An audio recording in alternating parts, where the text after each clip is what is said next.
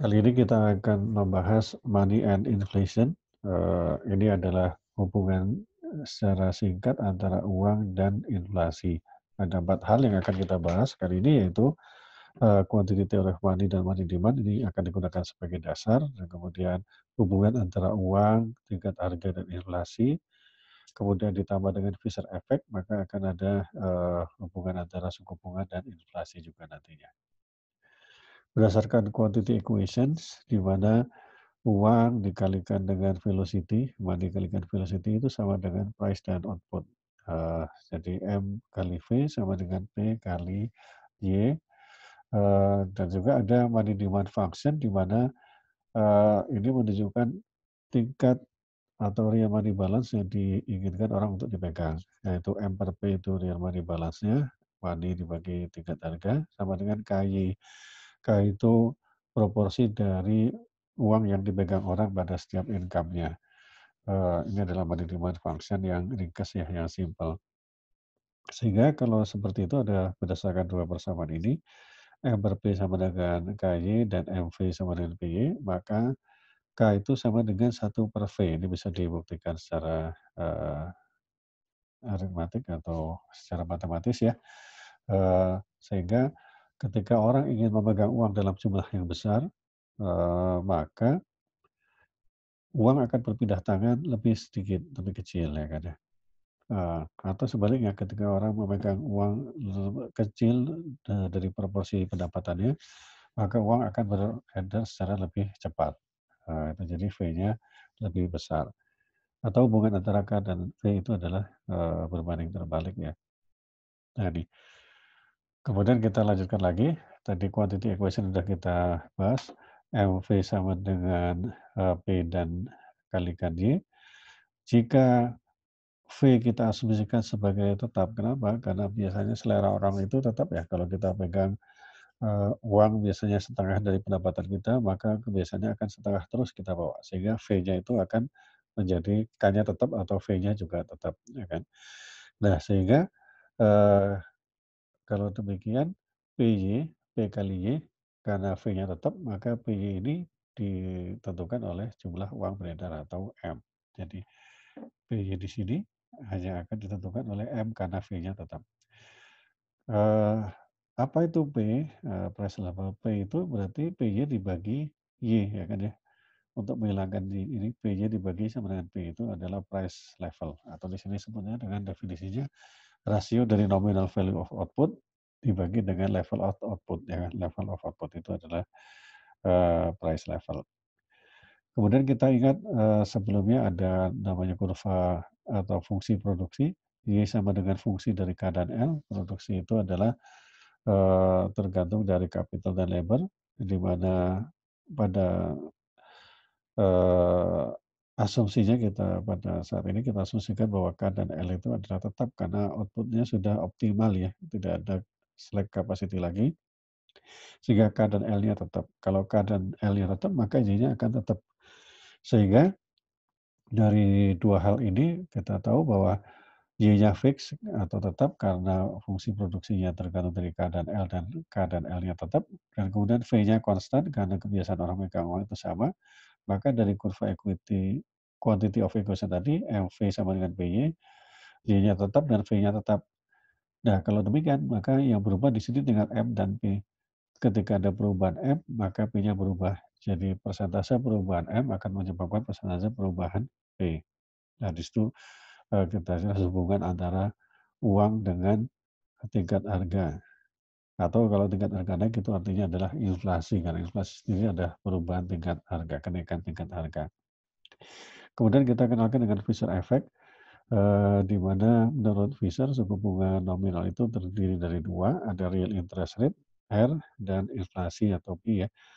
Eee, Sehingga kalau kita gabungkan eee, dengan persamaan quantity tadi ya, quantity equation, MV sama dengan PY, di mana kalau kita nyatakan MV PY ini dalam bentuk persentase perubahan, yaitu persentase perubahan M plus persentase perubahan V sama dengan persentase perubahan dari P plus persentase perubahan dari Y. Nah, kalau V-nya tetap tadi atau perubahannya 0, Y persentase perubahan dari Y adalah 0, maka persentase perubahan dari M sama dengan persentase perubahan dari P, seperti tadi kita bahas. Maka ketika M-nya naik, maka P-nya akan naik. Ketika P naik, maka inflasi akan naik. Ketika inflasi naik, maka di sini inflasi naik, maka nominal interest rate akan naik. Jadi di situ hubungannya antara jumlah uang beredar dengan suku bunga nominal. Nah, bagaimana itu bisa terjadi padahal ada yang namanya suku bunga real yang kita tahu itu akan ditetapkan waktu kontrak berjalan, sedangkan kontraknya belum tahu kita setelah sepanjang kontrak berjalan itu berapa inflasinya, maka di sini Fisher effect ini akan dimodifikasi dengan cara kita tidak menggunakan expose real interest rate-nya, ya kan ya. Tapi real interest rate ini adalah pada saat kontraknya dibikin, kontrak dari pinjaman itu dibikin. Sedangkan ex ante R atau real interest rate pada saat loan-nya dibuat atau pinjaman dibuat itu tergantung dari supply and demand dari market good and service ya, good and service. Itu sudah kita bahas di topik-topik yang sebelumnya. Sehingga kalau kita nyatakan dalam bentuk I sama dengan R plus P plus inflasi, ini jelas nggak mungkin karena P-nya belum diketahui untuk yang masa yang akan datang. Sehingga yang terjadi adalah Fisher effect kita modifikasi, nominal interest rate itu sama dengan real interest rate plus expected inflation atau expected P. Nah, dari sini kita beranjak ke cost of holding money, di mana ketika orang memegang uang, maka dia akan kehilangan kesempatan untuk menaruh uangnya tadi dalam investasi ya, dalam ya kita nyebutnya kalau investasi nanti jadi ini ya, menaruh uangnya dalam bonds atau ya di dalam surat berharga yang menghasilkan bunga. Sehingga memegang uang itu sama dengan kehilangan kesempatan untuk mendapatkan penghasilan dari bunganya. Jadi ini adalah namanya opportunity cost of holding money. Sehingga ini akan masuk ke dalam persamaan money demand ya. Jadi money demand function itu yang general adalah seperti ini. Real money balance yang ingin dipegang orang itu adalah sebesar liquidity. Ini namanya liquidity theory of money juga ya, kita bisa sebut ini. Tergantung dari suku bunga dan income-nya. Semakin tinggi income-nya, maka orang akan memegang uang semakin banyak. Tapi semakin tinggi suku bunganya, ini suku bunga nominal, maka orang akan ingin untuk memegang uang lebih sedikit. Karena apa? Karena dia akan kehilangan kesempatan untuk mendapatkan penghasilan atau opportunity cost of holding money-nya akan tinggi. Jadi ini hubungan antara suku bunga dengan money demand. Nah, kita lanjutkan ini hubungannya. Jadi akan terbentuk circular flow seperti ini. Ketika uang beredar naik, maka money supply dan money demand tadi akan menyesuaikan sehingga tingkat harga akan naik. Ini dari quantity theory of money tadi. Kemudian karena ada Fisher effect dan inflasi, maka suku bunga akan naik. Ketika tingkat harga naik, maka suku bunga nominal akan naik tepatnya ya. Suku bunga nominal akan naik. Ketika suku bunga nominal naik berdasarkan money demand function yang liquidity tadi, maka suku bunga naik akan mengakibatkan demand akan uang akan turun. Nah, sehingga uang akan balance lagi di sini ya. Sehingga ini nggak akan terjadi uang beredar naik, kemudian suku bunga naik, kemudian uang beredar akan naik, enggak. Ini akan menjadikan balancing sehingga akan kembali lagi ke equilibrium. Demikian hubungan antara uang, tingkat harga, dan suku bunga nominal tepatnya. Nah, kemudian apa inflasi itu sebenarnya selalu merugikan? Oke lah kita lihat kalau kita inflasi terlalu besar memang akan sangat merugikan karena adanya cost of inflation ya. Di sini ada cost of expected inflation itu inflasi yang kita sudah perkirakan itu ada cost-nya juga. Gimana? Ini karena cerita tradisional, Shuleder cost ini ketika inflasinya tinggi, maka orang akan lebih baik menyimpan uangnya di bank agar mendapatkan bunga, ya kan. Karena kalau dipegang dalam bentuk uang akan kerugiannya akan semakin tinggi. Sehingga ketika akan dipakai uangnya, mereka akan segera ke bank mengambil uangnya, mengambil simpanannya tadi, sehingga sepatunya sering rusak. Semakin banyak yang disimpan di bank, maka dia akan sering keluar masuk atau mondar-mandir ke bank, sehingga sepatunya rusak. Ini solidar cost, ini eh, analogi ya zaman dulu ya. Kemudian ada lagi yang namanya menu cost, ketika inflasi maka harga akan berubah, kita harus menyesuaikan menu kita ya, ketika sudah kita cetak daftar harga, kemudian harga berubah, maka kita cetak kembali menunya, ini disebut dengan menu cost. Jadi, eee, ada 2 tadi ya. Yang ketiga biasanya hukum pajak itu tidak memperhitungkan inflasi ya kan. Nah, ini biasanya yang dirugikan pemerintah barangkali ya, karena orang memperoleh pendapatan sekarang, bayar pajaknya nanti. Ketika bayar pajaknya nanti, ketika terjadi inflasi, maka yang dibayarkan sebenarnya lebih sedikit daripada yang seharusnya dia bayarkan. Nah, ini adalah, eee, efek atau cost dari inflasi yang sudah kita perkirakan sebelumnya, sehingga kita bisa antisipasi. Bagaimana dengan inflasi kalau yang tidak kita bisa perkirakan sebelumnya, unexpected.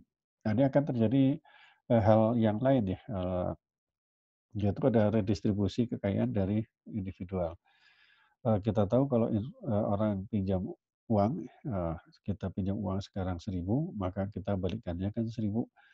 Ketika terjadi inflasi, maka yang dikembalikan 1.000-nya tadi nilainya sebenarnya lebih kecil ya kan, tadi berdasarkan Fisher effect tadi ya. Ada, real interest rate itu sebenarnya nominal dikurangi dengan inflasi. Nah, ketika terjadi inflasi, maka ada redistribusi kekayaan dari kreditor ke debtor ini ya. Ketika ada unexpected inflation, maka redistribusinya menjadi unexpected gitu ya. Belum lagi ketika yang berikutnya ada pensiun ya. Kita sudah perkirakan kita akan menerima pensiun sebesar sekian juta.